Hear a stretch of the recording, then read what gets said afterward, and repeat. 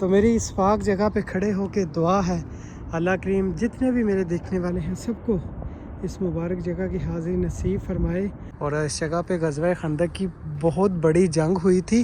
السلام علیکم ورحمۃ اللہ وبرکاتہ۔ سب سے پہلے درود و سلام السلام علیکم ایھا النبی ورحمۃ اللہ وبرکاتہ۔ آج میں آیا ہوں غزوہ خندق کے مقام پہ اوپر، اور آج میں اس جگہ پہ آیا تھا حضور کے روضہ مبارک کی زیارت کرنے کے لیے، اور صبح فجر کے بعد ہی میں اپنے گھر سے نکلا تھا، اور سب سے جو قریب زیارت پائی جاتی ہے میرے گھر کے نزدیک وہ یہی ہے غزوہ خندق کا جو مقام ہے۔ تو آج میں نے سوچا کہ تھوڑی سی واک بھی ہو جائے، اور اس پہاڑ سے آقا کریم صلی اللہ علیہ وسلم کی بارگاہ میں درود و سلام کے جو تحفے ہیں وہ بھی پیش کر رہا ہوں، اور آپ لوگوں کو بھی یہ نظارہ میں کروا دوں۔ اور ابھی انشاءاللہ میرے بالکل سامنے روضہ رسول صلی اللہ علیہ وآلہ وسلم آ چکا ہے، یہ دیکھیے سامنے۔ ابھی میں کافی دور ہوں، لیکن اس چھوٹی سی پہاڑی کے اوپر چڑھ کے آپ کو منظر میں دکھاؤں گا آقا کریم صلی اللہ علیہ وسلم کے پاک روضہ مبارک کے۔ اور جو کافی زیادہ دوست احباب کہتے ہیں کہ مدینہ کی گلیاں کم آ رہی ہیں، تو زیادہ تر میں جو مدینہ شہر کے آج کل باغ دکھا رہا ہوں وہ بھی فیس بک کے اوپر دکھا رہا ہوں، یوٹیوب پہ بھی دکھا رہا ہوں، لیکن یوٹیوب پہ اتنے زیادہ نہیں دکھا رہا جتنے میں فیس بک کے اوپر دکھا رہا ہوں۔ اور یہاں سے دیکھیں آپ کو پورا مدینہ شہر نظر آ رہا ہے، سبحان اللہ۔ یہ ہے جی میرے آقا کریم صلی اللہ علیہ وسلم کا مبارک شہر، اور اس طرف کا ایریا بھی آپ کو دکھاؤں گا انشاءاللہ۔ یہ ایک لاسٹ جو چوٹی ہے پہاڑ کی، اس کے اوپر جاؤں گا، اور میں یہاں سے جانے لگا تھا واپس، ولاگ نہیں تھا میں بنا رہا، لیکن میں نے سوچا کہ تھوڑا سا ولاگ بھی بنا دوں، تو کافی دن ہو گئے ہیں ولاگ نہیں لگایا یوٹیوب پہ۔ اور ماشاءاللہ دیکھیں سورج کا آغاز بھی ہو چکا ہے، اور اس طرف سے دیکھیں مدینہ شہر، یہ سامنے سڑکیں جا رہی ہیں جو بالکل مسجد النبی کے قریب والی سڑکیں ہیں، اور یہ بلڈنگز آپ دیکھ رہے ہیں۔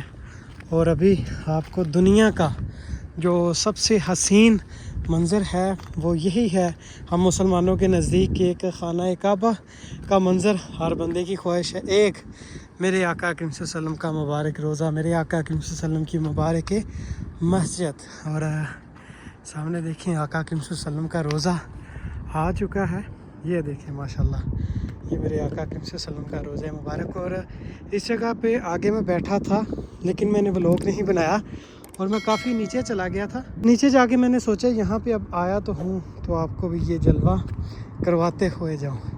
تو میری اس پاک جگہ پہ کھڑے ہو کے دعا ہے اللہ کریم جتنے بھی میرے دیکھنے والے ہیں سب کو اس مبارک جگہ کی حاضری نصیب فرمائے، اور جلد سے جلد اللہ کریم آپ سب کو اس مبارک جگہ کے نظارے دیکھنا نصیب فرمائے۔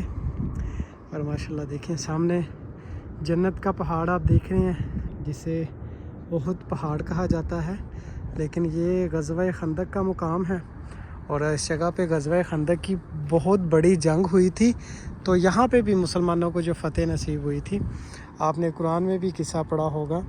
تو جب کفار مکہ یہاں پہ آئے تھے تو یہاں پہ ایک صحابی تھے جن کا نام تھا حضرت سلیمان فارسی رضی اللہ تعالیٰ عنہ، تو انہوں نے مشورہ دیا تھا کہ فارس میں، مطلب ایران سے وہ آئے تھے، فارس ان کے مطلب شہر کا یا گاؤں کا نام ہوگا، تو وہاں سے آئے تھے، تو انہوں نے کہا تھا کہ وہاں پہ جو جنگیں ہوتی ہیں تو وہاں پہ خندقیں کھودی جاتی ہیں، مطلب سرنگیں کھودی جاتی ہیں، ان کے ذریعے جو جنگ کرتے ہیں، تو پھر اس جگہ پہ خندق کھودی گئی تھی، اس لیے اس پہاڑ کو غزوہ خندق کہا جاتا ہے، غزوہ جنگ کو کہتے ہیں، اور خندق اس پہاڑ کے اندر کھودی گئی تھی۔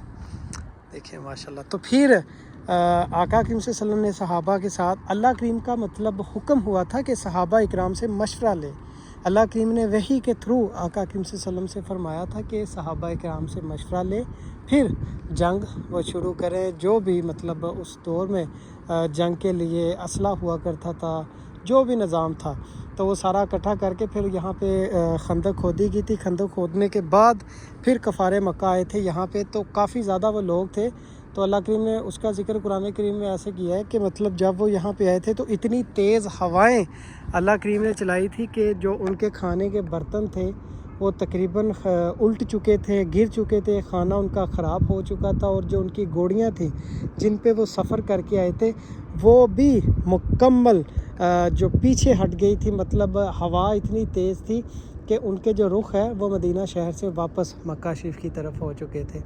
तो तब भी ग़ज़वा खंदक की जंग में मुसलमानों ने फ़तह हासिल की थी।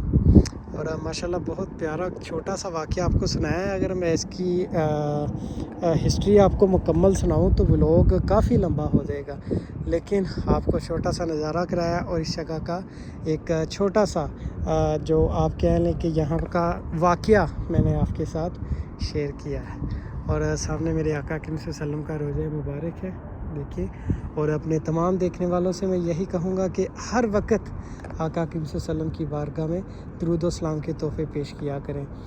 जो फ़र्ज़ इबादत है, जैसे कि अल्लाह करीम ने हम पे फ़र्ज़ इबादत की है 5 वक्त की नमाज़, उनके बाद अगर आपको टाइम मिलता है अल्लाह का ज़िक्र व ज़कार करें। आका करीम सल्लल्लाहु अलैहि वसल्लम की बारगाह में हर वक्त दुरूद व सलाम के तोहफ़े पेश किया करें। तो अल्लाह करीम ख़ुद फरमा रहे हैं कि मैं और मेरे फ़रिश्ते भी आका करीम सल्लल्लाहु अलैहि वसल्लम की बारगाह में दुरूद व सलाम पेश करते हैं। वल्लाह अल्लाह का कैसा अंदाज़ है हजूर पे दुरूद व सलाम पेश करने का।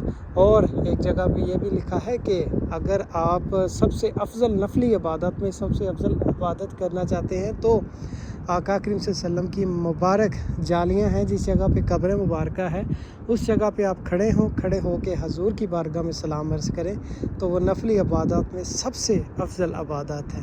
तो मेरे साथ मिल के आका करीम सल्लल्लाहु अलैहि वसल्लम की बारगाह में दुरूद व सलाम के तोहफ़े पेश करें। अस्सलामु अलैका अय्युन नबी व रहमतुल्लाहि व बरकातुहू। अस्सलामु अलैका अय्युन नबी व रहमतुल्लाहि व बरकातुहू।